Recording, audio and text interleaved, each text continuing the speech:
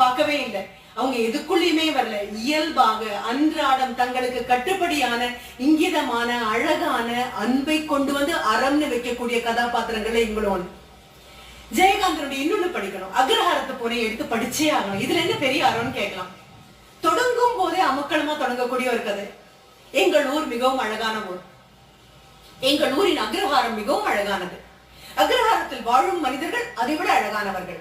அடுத்தவரின் 4வது வரி சொல்வார், உங்கள் மனதில் அழகை பற்றி என்ன நினைத்துக் கொண்டிருக்கிறீர்களோ எனக்கு தெரியாது. எதை நினைக்கும் போதெல்லாம் மனதில் சுகம் ஏற்படுகிறதோ அதெல்லாம் அழகானதுதானே அப்படின்னு கொண்டு போவார். உட்கார்ந்து யோசிச்சு பாருங்க. யார பத்தி நினைக்கும் போதெல்லாம் மனசுக்கு சுகம் கிடைக்குதோ அதெல்லாம் அழகுதானே. எதை பத்தி நினைக்கும் போதெல்லாம் அழகுக்கு இன்பம் கிடைக்குதோ அதுதானே அழகு.